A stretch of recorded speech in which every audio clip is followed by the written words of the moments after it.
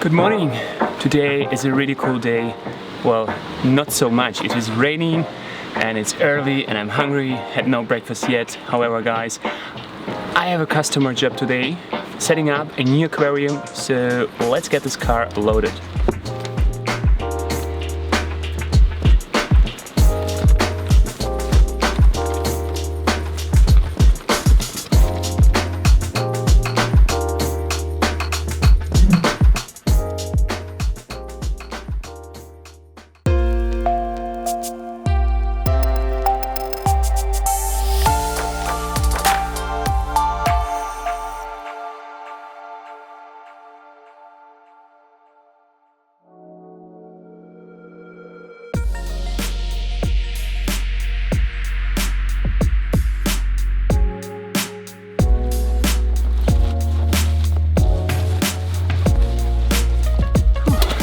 I guess that's it.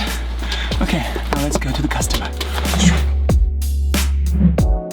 Okay, so I arrived here at the client's place and the tank behind me, some of you might already know from my social media channels. However, we have cleaned this tank last summer and it took quite a while to find, the right time and date to rescape it. And today is the day we're rescaping it. I got some really cool Manzanita Wood with me, some mini landscape rocks, black. They're brand new type of mini landscape rock, kind of more darkish type. However, guys, I will kick in the time lapse for you and play around with the hardscape, so see you after. Before starting with the scaping of the tank, I have loaded the filter with some biological filter medium. Also, some cables in the cabinet needed to be rearranged and stuff like CO2 and the automatic fertilizer dosing machine had to be installed.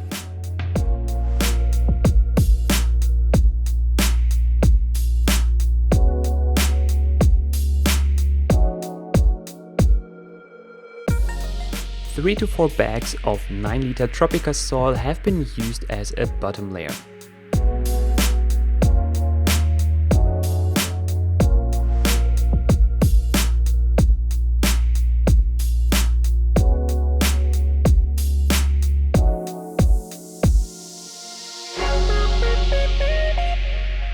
I use a piece of cardboard to quickly level the substrate.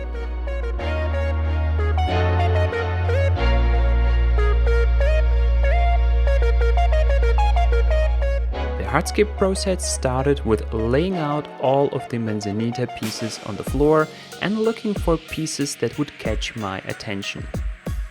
I quickly saw plenty of curled or pieces with sort of a loop shape and thought it might look cool to arrange several of them in a line, like a huge snake or something like this.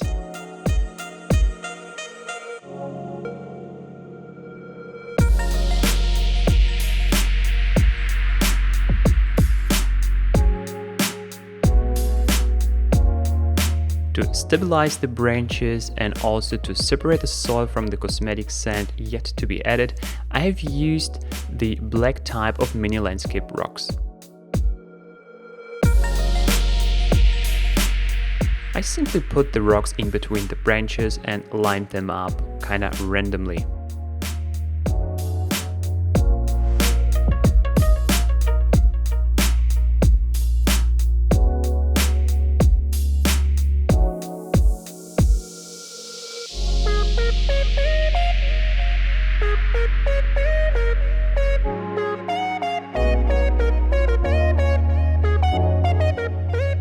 The right-hand side branches caused a little bit of a headache as they had to look nice both from the front and the right side view.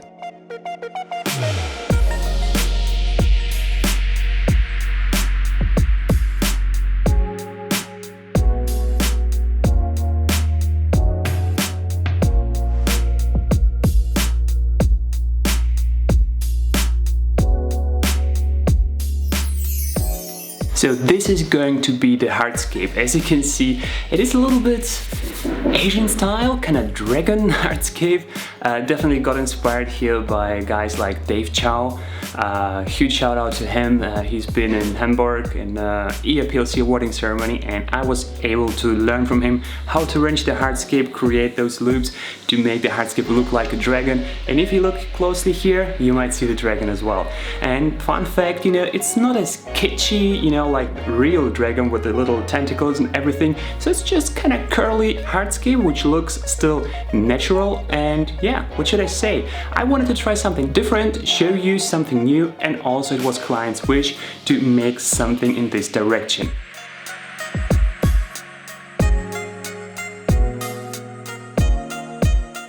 So you have seen me securing the driftwood pieces with zip ties.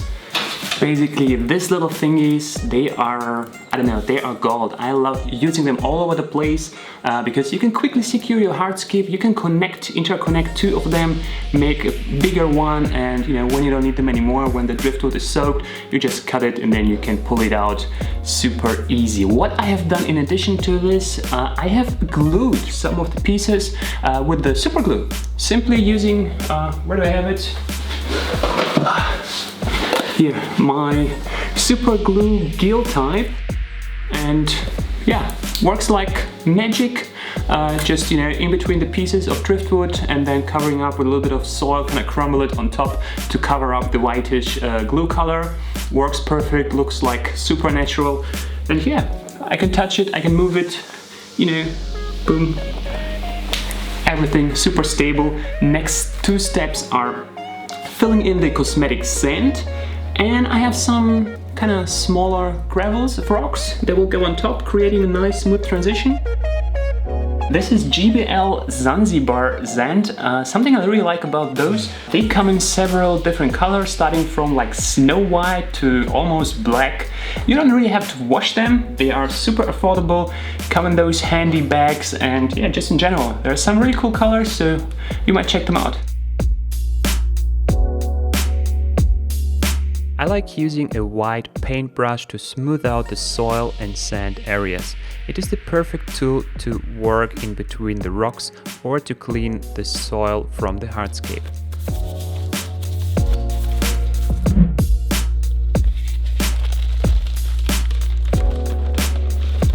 To add perfectly matching details, I like using same type gravels like the main rocks. You can often find them on the bottom of the hardscape crates, or you can create your own by smashing bigger rocks with a hammer.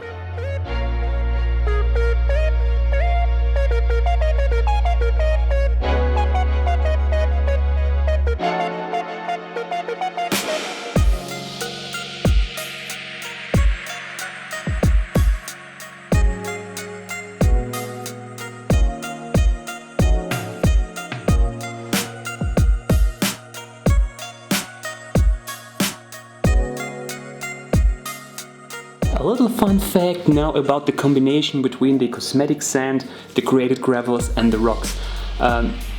Like, completely honest, and you know, like with you guys, this wasn't intentional, but it looks like there is a graduation between the rocks, you know, the small created gravels, you know, basically smashed mini landscape, and the cosmetic sand, like, you know, like in nature, like it's all the same material. So this wasn't intentional, but it turned out like, yeah, like it was all one material, like you would find it probably in nature. So with the water, it has been, you know, over the time, the rocks crumbled, became sand. Very, very natural. So I guess that's something really cool. So this experiment already turns out to be very promising for myself, and I'm very happy that I made it. So lesson learned here, guys. Try, experiment, specifically with the cosmetic sand. This is so easy to replace. You just take air tube, you know, or you know, a water hose, just siphon out the sand, refill with fresh sand if you don't like the look, and I like it. Okay guys, we are making a little break over here because due to change time schedule of the client, we had to make a stop here. But so far we have the hardscape in place with all the little details. I have a little list of the missing parts so I can get them.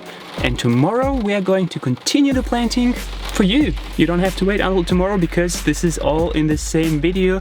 And in the meanwhile, at home I will prepare the plants. So driving home, see you there.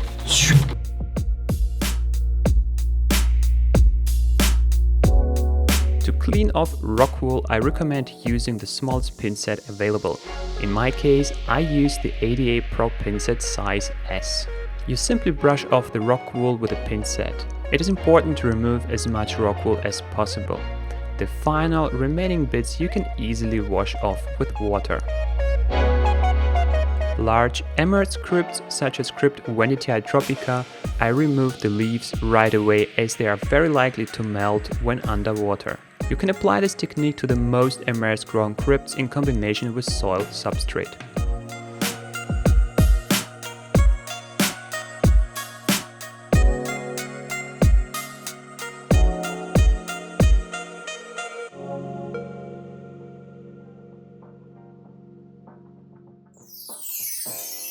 Good morning again! So it's day 2 of the setup. Meanwhile, I've prepared the plants. Everything packed into the car. Just got my big slider for some nice cinematic shots for you. Hope you appreciate it. See you there.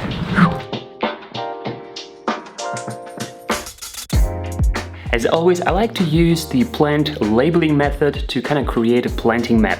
So after the planting map was created, I swapped a couple, labels around to find the very best position. Also, I took a step back and kind of watched the aquarium if, the red highlights are very well kind of visible from the perspective where I intended to position them. Well, and then it was pretty straightforward. I started with the smallest plants, basically on the back side over there with the Monte Carlo. Simply, kind of wrapping apart again, planting those close to the rocks. The reason I like to use Monte Carlo close to the rocks, to the cosmetic sand area, is because Monte Carlo is really creeping towards the forwards, filling in all the gaps and kind of securing the soil and making it more difficult for the shrimps to dig it and, create a mess and throw all these soil particles behind themselves on the cosmetic sand. So on the next level, followed by the Monte Carlo, there was the Eleocharis Mini. Eleocharis Mini, again, I have told you several times before, you kind of unwrap it, you divide the core from the belt, and then you just pinch off small pieces one by one and blend it. You either kind of do it up front, or if you're skilled, you can do it, on the go. Just pinch off and plant, pinch off and plant. I've even seen some people doing it with the tweezers. I don't know. I haven't figured out how to do it yet. So after the Eleocharis Mini, I have planted some Sagittaria subulata on the very back left side of the aquarium, creating kind of an increase in growth. I filled in the foreground of the Sagittaria subulata again with Eleocharis Mini, creating like a natural transition.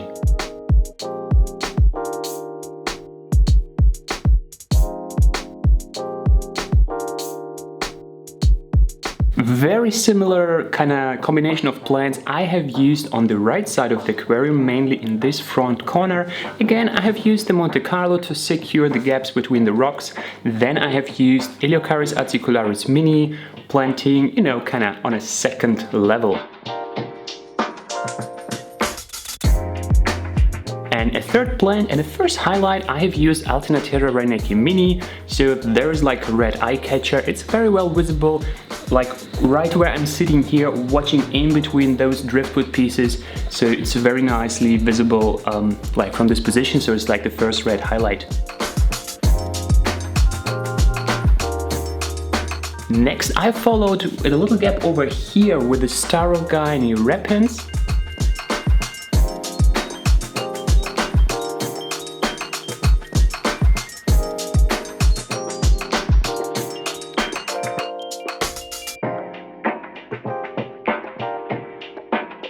and Cryptocorani venetiae green. And Cryptocorani venetiae green you can find in several positions in this aquarium. We have one over here, we have one over here, here and there, so we have a total 1, 2, 3, 4, kind of 4 or 5 positions divided in the middle by this Drogon weapons. And it's a small crypt, very lush green color, and there is really high quantity of the Cryptocorani venetiae green inside the tissue culture cups.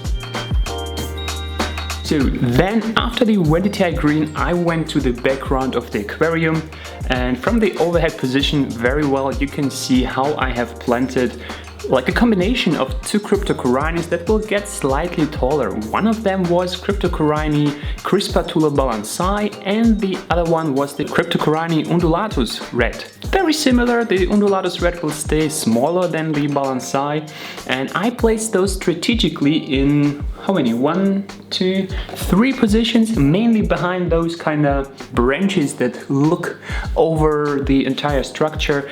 So I will have kind of the plants mimic or kind of follow up the shape of the hardscape, which should turn out really cool.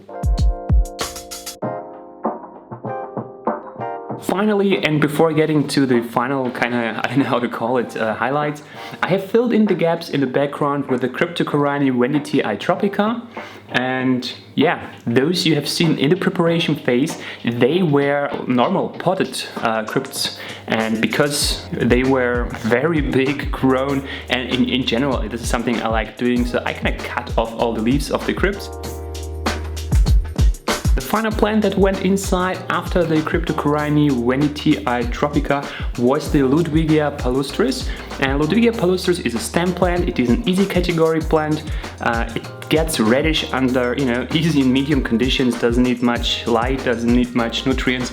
So it's basically red right from the start, but with really good conditions it will get really intense red, and we definitely have this here. We have strong LED light, we have CO2, we have soil, we have full range of fertilizers, we have soft water thanks to the reverse osmosis system.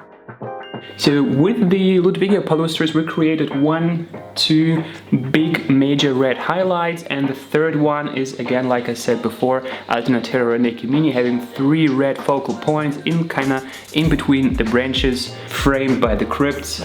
I guess that's gonna turn out really cool. So what's happening next? Next I have all the Bucephalandra species red. I have prepared those up front, they are potted. It was quite a mess because I guess I got 20 pots of the Bucephalandra species red. They will go all the way in between the rocks, like in the foreground, and kind of a little bit towards the top on the driftwood. I will use it strategically to hide the zip ties here and there, but again the zip ties are only for the initial phase. After the driftwood is soaked I will remove the visible ones. Basically there are just 3 zip ties that I have to remove, the one over here, the one high there and the one here. Everything else kind of almost hidden or will be hidden by the plants.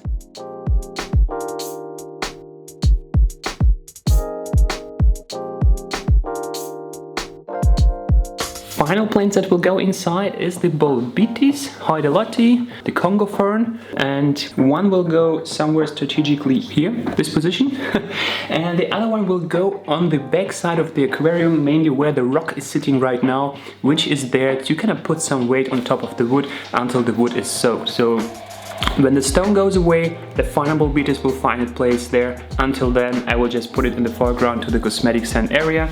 And last but not least, in this little box over here I have some floating plants from my 60p aquarium. If you haven't seen the making of this aquarium yet and the 2 weeks update, check out the video up here in the corner.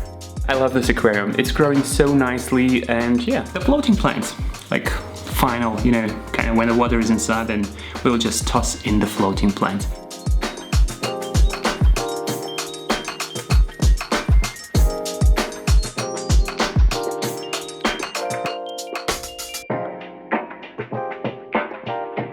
Guys, this is it for this video. I hope you enjoyed this making of process. It was a little bit chaotic because, driving back and forth, 2-day split here. I hope there was something you could take from here. For me, definitely some learnings with the cosmetic sand and the rocks and this kind of graduation, mixing everything the same color. Also trying out this kind of Asian dragon style kind of hardscape. yeah, I guess I really like it. A little bit artistic, maybe a little bit, yeah, I don't know. I wouldn't say artificial, but let me know what you think. Write it down in the comments below. What is your opinion on this Dragonscape? I guess that's gonna be the name. If you have a better one, write it down below as well. Guys, as always, thank you for watching. Don't forget to subscribe, hit the like button, and gonna see you next video. Bye.